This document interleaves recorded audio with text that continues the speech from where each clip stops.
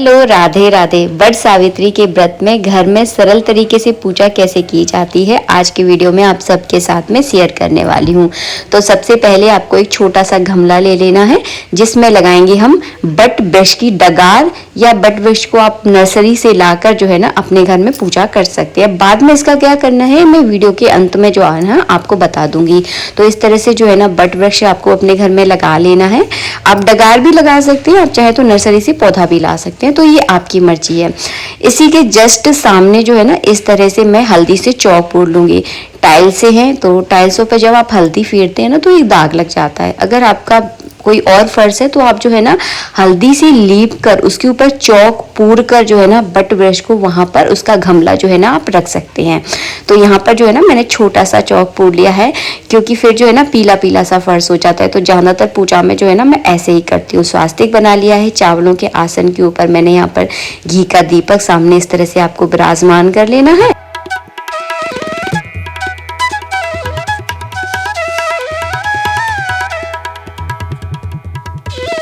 सावित्री के व्रत में जो है ना एक कलश भरा जाता है, तो आप छोटा बड़ा कोरा कलश ले लें और उसको जो है ना कंठ तक इस तरह से पूरा भर लें। उसके ऊपर इस तरह से कलावा लपेट लें और इसी कलश से जो है ना बट वृक्ष को जल दिया जाता है।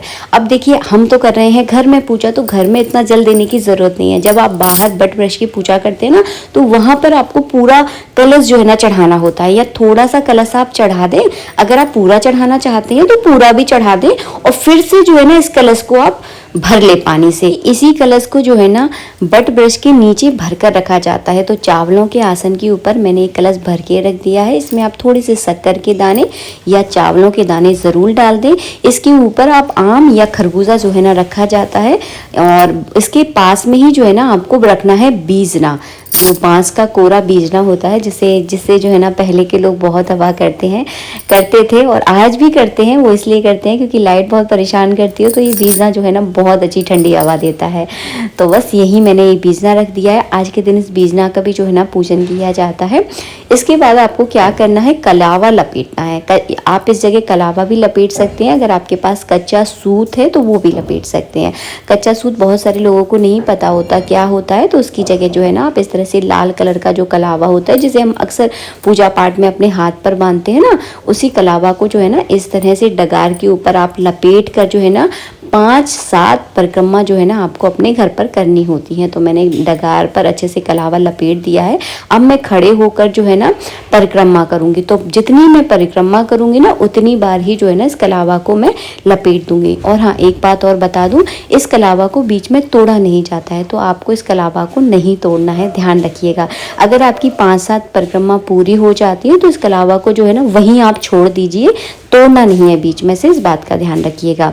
और हाँ, आसन पर बैठकर ही आपको पूजा करना है।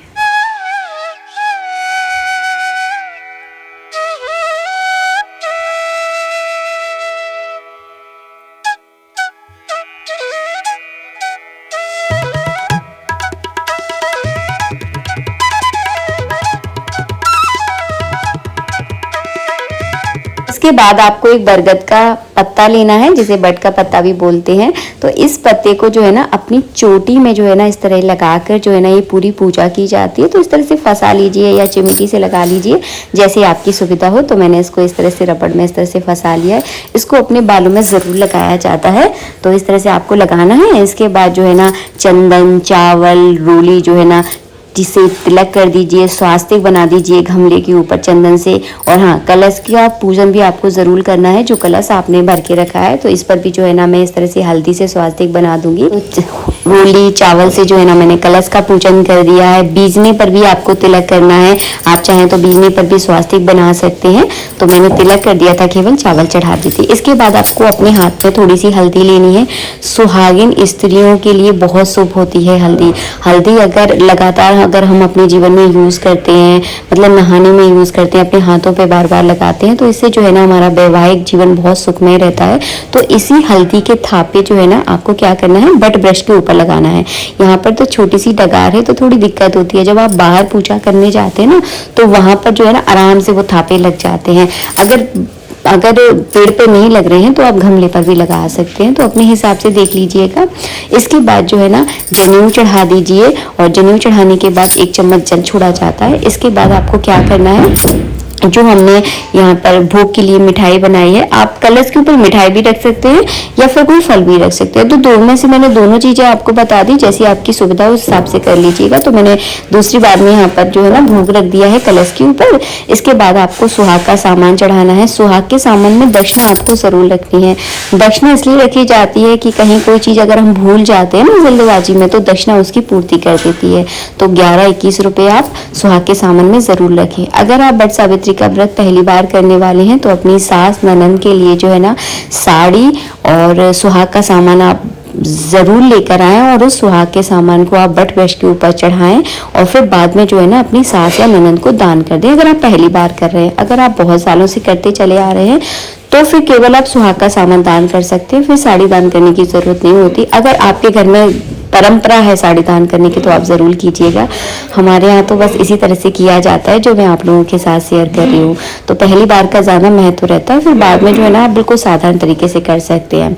इसके बाद जो है ना मैंने आरती कर ली। आरती करने के बाद जो है ना मैं यहाँ पर सुहाग ले रही हूँ। तो आपकी छोटी वाली उंगली से जो मांग भरने वाला सिंदूर होता है, उससे जो है ना आपको वट सावित्री के नाम का जो है ना सिंदूर लगाकर जो है ना अपने माथे पर और अपनी पूरी मांग जो है ना आपको भरनी होती है। तो 3 बार जो है ना ऐसे किया जाता है, इसे कहते हैं सुहाग लेना। इसके बाद जो वट की कौंप होती है, ये आज के दिन होना बहुत ज़रूरी है, क्योंकि पूजा करने के बाद जो है ना इसी से जो है ना जल पिया जाता है। इसके बाद जो है ना आप चाहे तो व्रत कर सकते हैं, आप चाहे तो खाना खा सकते हैं। देखिए जैसे आपकी घर की परंपरा हो, जब तक ये पूजा नहीं होती है तब तक हमारे घर में पानी भी नहीं पिया जाता है, और उसके बाद जो है ना फिर हम लोग खा पी लेते हैं, क्योंकि हमारे यहाँ वट सावित्री व्रत का व्रत जो है ना नहीं किया जाता। केवल पूजा करने तक ही जो है ना हम निर्जल व्रत करते हैं। पूजा करने के बाद हम लोग खाना खा लेते हैं। फिर आपके घर की देखिए जैसे परंपरा रही हो उस हिसाब से आप व्रत कर सकते हैं और नहीं भी कर सकते हैं। अपने अपने घर की परंपराएं बहुत ज़रूरी होती है, तो हमारे यहाँ हम लोग ऐसे ही करते हैं। और इसके बाद जो है ना आपको इस तरह से वट वृक्ष से जो है ना गले मिलना है, जैसे आप अपनी मम्मी से मिलते हैं जब आप मायके जाती हो ना छुट्टियों में, तो ऐसे ही मिलती होगी। तो इस तरह से आपको 3 बार गले मिलना है। अपने जब भी आप किसी भी सुहाग की पूजा करें ना, तो अपने पल्लू से हाथ लगाकर जो है ना आपको आशीर्वाद लेना है। उसके बाद जो है ना इस बीजने से आपको वट वृक्ष की हवा करनी है। इसी बीजने से अपने पति की हवा की जाती है। आज के लिए इतना ही, मिलेंगे आप सबसे नेक्स्ट वीडियो में। बहुत सरल तरीके से मैंने आपको वट सावित्री व्रत की पूजा करना दिखाया है। आशा करती हूँ वीडियो अच्छा लगा होगा। वीडियो अच्छा लगा है तो प्लीज़ लाइक कीजिएगा। राधे राधे, जय श्री राधे।